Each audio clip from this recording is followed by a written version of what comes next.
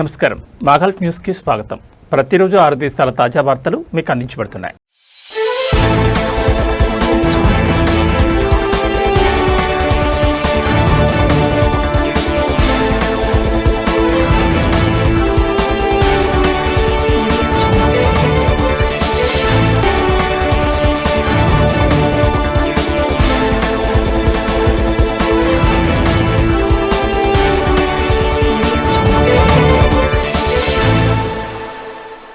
Dubai అంతర్జాతీయ విమానాశ్రయం వేసవి రద్దీని ఎదుర్కొనేందుకు సిద్ధమవుతోంది. జూలై మొదటి అర్ధభాగంలో సుమారు 30 లక్షల మంది ప్రయాణికులు దీని టెర్మినల్స్ గుండా వెళ్తారని అంచనా వేస్తున్నారు.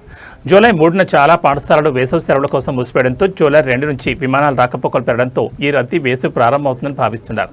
జూలై 12న 2,25,000 మందికి పైగా ప్రయాణికులతో అత్యంత రద్దీగా ఉంటుందని అంచనా వేయగా ఈ పక్షం రోజుల్లో రోజువారీ రద్దీ స్థిరంగా 2 లక్షలు దాటుతుంది. మొత్తం ప్రయాణికులు సుమారు 50% మంది ట్రాన్స్ఫర్ ట్రాఫిక్లో ఉంటారని అంచనా వేస్తున్నారు. ఇది ప్రపంచంలోనే అత్యంత అనుసంధానించబడిన విమానయ కేంద్రాల్లో ఒకటిగా దుబాయ్ హోదాను మరింత బలపరుస్తుంది. వేసవి సన్నద్ధత ప్రణాళిక దుబాయ్ విమానాశ్రయాలు తమ 1DXB భాగస్వాములతో కలిసి ప్రయాణికులందరికీ సులభమైన సురక్షితమైన ప్రయాణాన్ని నిర్ధారించడానికి తమ వేసవి సన్నద్ధత ప్రణాళికను ప్రారంభించాయి. ప్రయాణికులు బయలుదేరడానికి 3 గంటల ముందు మాత్రమే విమానాశ్రయం చేరుకోవాలని మరియు అందుబాటులో ఉన్నప్పుడు ఆన్లైన్ చెక్-ఇన్ను ఉపయోగించుకోవాలని సూచించారు. ఎమిరేట్స్ ప్రయాణికులు ఎయిర్లైన్స్ హోమ్ సిటీ మరియు సెల్ఫ్ సర్వీస్ చెక్-ఇన్ ఎంపికలను కూడా ఉపయోగించుకోవచ్చు. 12 ఏళ్లు పైబడిన పిల్లలు ఉన్న కుటుంబాలు పాస్పోర్ట్ నియంత్రణను త్వరగా దాటడానికి స్మార్ట్ కిట్లను ఉపయోగించుకోవచ్చు. దివ్యాంగుల కోసం అదనపు సహాయం అందుబాటులో ఉంది. ఇందులో గుర్తించబడిన అందుబాటు మార్గాలు, సన్ఫ్లవర్ ల్యాండ్యార్డ్ ధరించిన ప్రయాణికులకు సహాయపడే శిక్షణ పొందిన సిబ్బంది మరియు టెర్మినల్ 2లో ప్రత్యేక సహాయక ప్రయాణ లాంచ్ ఉన్నాయి. ప్రయాణికులు అదనపు బ్యాటరీలు మరియు పవర్ బ్యాంకులను కేవలం చేతి సామాన్లో మాత్రమే ప్యాక్ చేసుకోవాలని గుర్తుంచుకోవాలి. గత సంవత్సరం ఈ పరికరాలు మంటలు అంటుకున్న వరుస అంతర్జాతీయ సంఘటనల తర్వాత ప్రయాణికుల భద్రతను నిర్ధారించడానికి పవర్ బ్యాంకులను తీసుకువెళ్లడంపై అదనపు ఆంక్షలు విధించబడ్డాయి. ప్రయాణికులు తమ గమ్యస్థానానికి సంబంధించిన ప్రయాణ నిబంధనలు మరియు అవసరమైన పత్రాల గురించి కూడా అప్డేట్గా ఉండాలని సూచించబడింది. త్వరిత QR కోడ్ స్కాన్ ద్వారా యాక్సెస్ చేయగల వైఫైండింగ్ ప్లాట్ఫామ్ అయిన DXB ఎక్స్ప్రెస్ మ్యాప్స్ ద్వారా ఫ్లైట్ మరియు గేట్ అప్డేట్లు అందుబాటులో ఉంటాయి. టెర్మినల్ 3లోని కాన్కోర్స్ B వద్ద బయలుదేరే మరియు ప్రయాణించే అతిథులు iHeart DXB ఇంటరాక్టివ్ ఇన్స్టాలేషన్తో మమేకమవచ్చు. 2025లో DXB రికార్డ్ స్థాయిలో 95.2 మిలియన్ల మంది అతిథులకు స్వాగతం పలికింది. ఇది దాని చరిత్రలోనే అత్యంత రద్దీగా ఉన్న సంవత్సరంగా మరియు ఏ విమానాశ్రయమైనా నమోదు చేసిన అత్యధిక వార్షిక అంతర్జాతీయ ట్రాఫిక్గా నిలిచింది. అదే సమయంలో Dubai world central Al Maktoum international విమానయాన భవిష్యత్తు కోసం నగరం దార్శనికతను ప్రతిబింబిస్తుందన్నారు. జూన్ 30న BLS ఇంటర్నేషనల్ ఒప్పందం గడువు ముగియడంతో జూలై 1 నుండి పాస్పోర్ట్, కాన్సులర్ మరియు వీసా సేవలు కేవలం అత్యవసర కేసులకు మాత్రమే పరిమితం చేయబడతాయని కువైట్లోని భారత రాయబార కార్యాలయం ప్రకటించింది. కొత్త సేవా ప్రదాత అయిన డూ డిజిటల్ జూలై 1 నుంచి పాస్పోర్ట్ మరియు కాన్సులర్ సేవలను ప్రారంభించాల్సి ఉంది. అయితే పరిపాలనా కారణాల వల్ల అత్యవసర సేవలు మాత్రమే అందించబడతాయని రాయబార కార్యాలయం ఒక అత్యవసర ప్రకటనను జారీ చేసింది. జూలై 2 నుండి సేవల కొనసాగింపు విషయం తర్వాత ప్రకటించబడుతుందని భారత రాయబార కార్యాలయం తెలిపింది. ఇక అత్యవసర సేవల్లో తత్కాల్ పాస్పోర్ట్లు, NRI సర్టిఫికెట్లు, గడువు ముగియనున్న సివిల్ ఐడీలు ఉన్న దరఖాస్తుదారుల కోసం స్వల్పకాలిక పాస్పోర్ట్లు, అత్యవసర సర్టిఫికెట్లు మరియు ఈ వీసాలు ఉన్నాయి.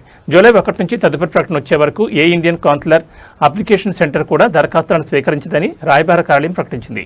అత్యవసర సేవలు, అవసరమైన దరఖాస్తులు, అవసరమైన సహాయక పత్రాలతో ఉదయం 9 గంటల నుంచి మధ్యాహ్నం 12 గంటల మధ్య రాయబార కార్యాలయం కాన్సులర్ విభాగాన్ని సంప్రదించాలని కోరారు.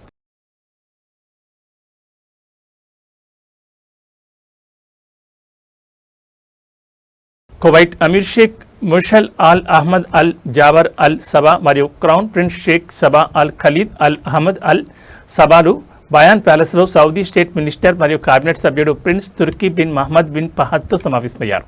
ఈ సమావేశాల్లో ఇరు దేశాల మధ్య ఉన్న బలమైన సోదరభావ సంబంధాలను సమీక్షించడంతో పాటు వాటిని మరింత బలోపేతం చేయడం మరియు అభివృద్ధి చేయడంపై చర్చలు జరిగాయి. కువైట్ ప్రధానమంత్రి షేక్ అహ్మద్ అబ్దుల్లా అల్ అహ్మద్ అల్ సబా కూడా ప్రిన్స్ తుర్కీ బిన్ మహమ్మద్తో స్నేహపూర్వక చర్చలు జరిపారు. వారు ఇరు దేశాల మధ్య ఉన్న విశిష్ట ద్వైపాక్షిక సంబంధాలు మరియు వాటిని మరింత బలోపేతం చేసే మార్గాలపై చర్చించారు.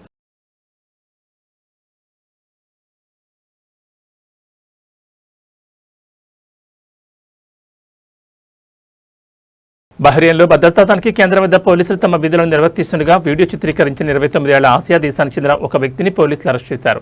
అతనిపై సోషల్ మీడియా వేదికలను దుర్వినియోగం సంబంధిత కేసులు నమోదు చేసినట్లు హోం మంత్రిత్వ శాఖ ప్రకటించింది. ఈ కేసును పబ్లిక్ ప్రాసిక్యూషన్కు అప్పగించే ప్రక్రియలో భాగంగా సదర్ వ్యక్తిపై నిర్ణీత చట్టపరమైన చర్యలు తీసుకున్నట్టు తెలిపింది. అధికారులు నిర్దేశించిన నిబంధనలు ఖచ్చితంగా పాటించాలని మరియు సోషల్ మీడియా వేదికలను ఉపయోగించేటప్పుడు బాధ్యతాయుతంగా వ్యవహరించాలని ప్రజలందరికీ హోం మంత్రిత్వ శాఖ సూచించింది. సౌదీ అరేబియా ప్రైవేట్ రంగంలోని ఇంజనీరింగ్ వృత్తులలో సౌదీకరణ రేటును 30% పెంచింది. ఇది జూన్ 30 నుండి అమల్లోకి వచ్చింది. ఈ మేరకు మానవ వనరులు మరియు సామాజిక అభివృద్ధి మంత్రిత్వ శాఖ ప్రకటించింది. ఈ ఉత్తర్వుల పరిధిలోకి వచ్చే వృత్తులలో 5 లేదా అంతకంటే ఎక్కువ మంది కార్మికులను నియమించుకునే సంస్థలకు వర్తిస్తుందని పేర్కొంది. సౌదీ కౌన్సిల్ ఆఫ్ ఇంజనీర్స్ నుండి వృత్తిపరమైన గుర్తింపు అవసరమైన ఆర్కిటెక్చర్, విద్యుత్ ఉత్పత్తి, పారిశ్రామిక, ఎలక్ట్రానిక్స్, ఆటోమేటివ్, మెరైన్ మరియు ఏరోస్పేస్ ఇంజనీరింగ్తో సహా 46 ఇంజనీరింగ్ వృత్తులను లక్ష్యంగా చేసుకుందని తెలిపింది. హెచ్ఆర్ఎస్డి పర్యవేక్షక బృందాలు అన్ని సంస్థల్లో నిబంధనలు పాటించాలని పర్యవేక్షించడం ప్రారంభించాయని, గడువు ముగిసిన తర్వాత ఉల్లంఘించిన వారిపై చట్టపరమైన జరిమానాలు విధించబడతాయని హెచ్చరించింది.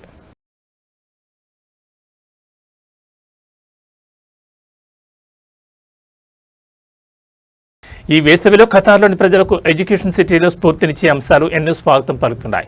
జూన్ నెలలో ప్రారంభమైన ఇది ఆగస్టు వరకు ఖతార్ ఫౌండేషన్ అనేక రకాల క్యాంపులు, వర్క్షాపులు, కార్యకలాపాలను అందిస్తోంది. ఇవి వ్యక్తిగత వికాసానికి ప్రత్యేక అవకాశాలు కల్పిస్తాయి. ఆసక్తి గలవారు ఎడ్యుకేషన్ సిటీ యాప్ లేదా వెబ్సైట్ ద్వారా కార్యక్రమాన్ని పరిశీలించి నమోదు చేసుకోవచ్చని తెలిపారు. ఖతార్ ఫౌండేషన్లో లెర్నింగ్ మరియు వ్యక్తిగత వికాసం అనేది కేవలం తరగతి గదికే పరిమితం కాకుండా ఏడాది పొడవునా కొనసాగాలని తాము నమ్ముతామని QF స్పోర్ట్స్ ప్రోగ్రామింగ్ విభాగం అధిపతి అహ్మద్ ఎస్ అల్ షైబా అన్నారు. వేసవిలో జరిగే కార్యకలాపాలు యువతలో సృజనాత్మకత, నాయకత్వ లక్షణాలను పెంపొందించే విభిన్న అవకాశాలను ఒకచోట చేర్చడంలో ఎడ్యుకేషన్ సిటీకి ఉన్న ప్రత్యేక సామర్థ్యాన్ని ప్రతిబింబిస్తాయన్నారు. Football, badminton, swimming, gym, volleyball, స్వాష్ మరియు బాస్కెట్బాల్ వంటి సౌకర్యాలు వేసవి కాలమంతా QF ఇండోర్ వేదికల్లో బుక్ చేసుకోవడానికి అందుబాటులో ఉంటాయని తెలిపారు.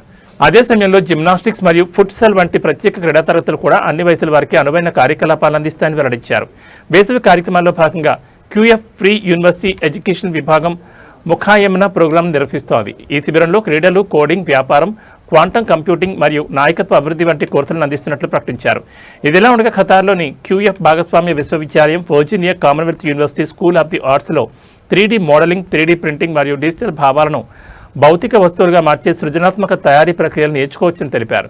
క్రియేటింగ్ పాత్వేస్ ప్రోగ్రాం 7 నుంచి 12 ఏళ్ల బాలికల కోసం తమ శిక్షణను ప్రారంభిస్తోంది. 2 వారాల పాటు జరిగే శిబిరంలో track and field, volleyball, basketball, tennis మరియు ఫెన్షింగ్ అనే 5 ఉన్నత స్థాయి క్రీడలతో పాటు స్విమ్మింగ్, స్ట్రెచింగ్ మరియు పోషకాహార సెషన్లను అందిస్తుందన్నారు. ఈ కార్యకలాపాలన్నింటితో పాటు మరిన్నింటిని ఎడ్యుకేషన్ సిటీ యాప్లో చూసి తెలుసుకోవచ్చని పిలుపునిచ్చారు. ఇవి మా గల్ఫ్ న్యూస్ విశేషాలు. మరో బులెటిన్లో మళ్ళీ కలుసుకుందాం. నమస్కారం.